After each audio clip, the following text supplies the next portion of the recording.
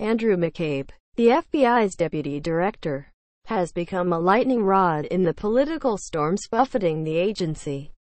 Andrew McCabe, the FBI's deputy director who has been the target of Republican critics for more than a year, plans to retire in a few months when he becomes fully eligible for pension benefits. According to people familiar with the matter, McCabe spent hours in Congress this past week, facing questions behind closed doors from members of 3 committees. Republicans said they were dissatisfied with his answers. Democrats called it a partisan hounding. McCabe, 49, holds a unique position in the political firestorm surrounding the FBI. He was former Director James B. Comey's right-hand man, a position that involved him in most of the FBI's actions that vexed President Trump, as well as the investigation of Hillary Clinton's use of a private email server while Secretary of State, a matter that still riles Democrats.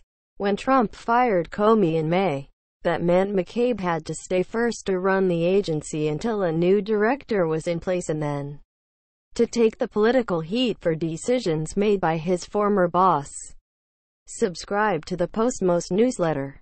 Today's most popular stories on the Washington Post. Andy's in a difficult position now because of the hyper-partisan political environment, said John Pistole, who held the FBI's No. 2 job for 6 years under former Director Robert S. Mueller III. Mueller now serves as special counsel, running the investigation into whether any Trump associates conspired with Russian agents to interfere with the 2016 election. Pistole said McCabe is weathering the storm. Quote, "It's disappointing," he added, "to see how the criticism of the FBI is being used to try to undermine the credibility of the Mueller investigation. I think they've figured out they can't undermine Bob's integrity, so they're just going to go after whoever they can dig up any dirt on." Within the agency, there is praise but also some criticism for how McCabe has handled his role. Still, he has become a lightning rod in the political storms now buffeting the Bureau. Conservatives have called for heads to roll at the FBI, and McCabe is atop many of their lists. But current and former FBI officials said it would be dangerous to appease those demands. It would send a terrible message to move him now. But it's also a terrible situation he's in, said one law enforcement official. Earlier this week, the FBI's top lawyer, James Baker, told colleagues he was being reassigned. According to people familiar with the matter, McCabe won't become eligible for his full pension until early March. People close to him say he plans to retire as soon as he hits that mark. He's got about 90 days, and some of that will be holiday time. He can make it, said one. A spokesman for McCabe declined to comment, as did an FBI spokesman. FBI Deputy Director Andrew McCabe is escorted by U.S. Capitol Police before a meeting with lawmakers Thursday on Capitol Hill. The pressure on McCabe has only intensified, though. He got an 8-hour grilling from the House Intelligence Committee on Tuesday, and returned to Congress on Thursday to face more than 9 hours of questions from the House Judiciary and Oversight Committees. Other senior FBI officials, including those who worked closely with McCabe and Comey, are expected to face similar questioning from Congress next year. Republicans, in particular, are focusing on the FBI's relationship with the author of a dossier containing allegations against Trump. The Bureau offered to pay the author of that document after the election to keep pursuing leads and information, but the agreement was never finalized. The Washington Post reported earlier this year, the chairman of the Senate Judiciary Committee, Sen. Charles E. Grassley, R. Iowa, has called for McCabe's ouster, saying he ought to go for reasons of being involved in some of the things that took place in the previous administration. "We want to make sure that there's not undue political influence within the FBI, the Justice Department, and the FBI." Democrats emerging from Thursday's questioning of McCabe urged him to resist Republicans' calls to step down, saying the GOP's new focus on McCabe smells of political opportunism. Mr. McCabe should in no way be fired by biased political commentary, said Rep. Sheila Jackson Lee. D-Tex. Trump and his supporters have made clear they want McCabe gone.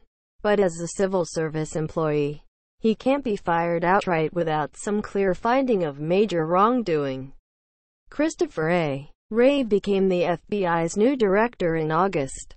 And typically when a new director arrives, he appoints a new deputy to help run the agency. When Comey became director in 2013, for example, he got a new deputy after about 2 months. But within the FBI, even reassigning McCabe is viewed by many as a bad idea.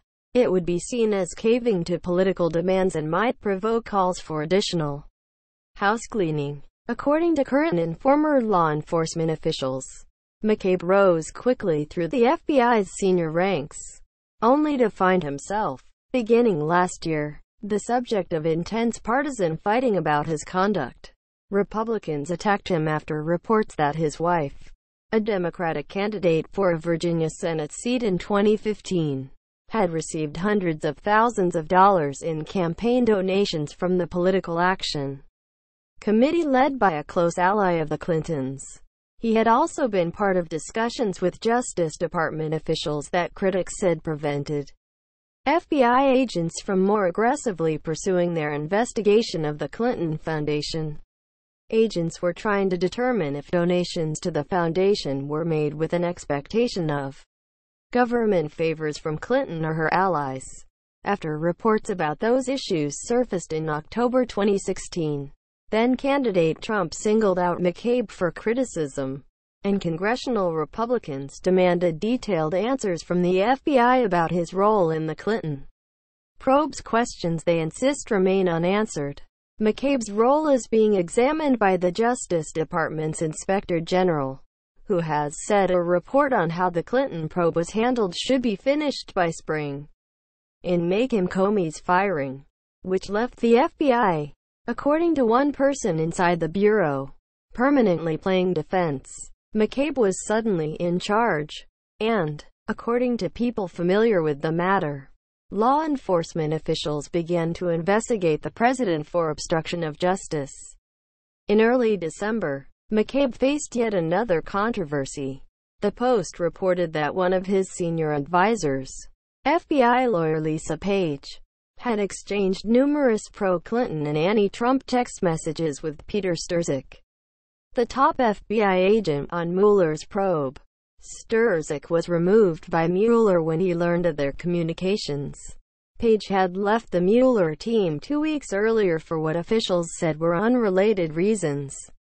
In one text, Strzok texted that he thought Clinton should win 100,000. More problematic for McCabe is a text in which Page told Strzok, "I want to believe the path you threw out for consideration in Andy's office that there's no way he gets elected, but I'm afraid we can't take that risk. It's like an insurance policy in the unlikely event you die before you're 40. Republican lawmakers have seized on that text as evidence Strzok, Page, and possibly McCabe were involved in an effort to somehow ensure Trump would not win the election. But people familiar with the exchange said the officials were debating how overtly they should begin investigating Trump, and that one of the factors they considered was the likelihood Trump could win the presidency, which they considered small. Even that explanation presents a headache for McCabe because it places a conversation in his office about how the expected election outcome should or should not affect the FBI's investigative decisions.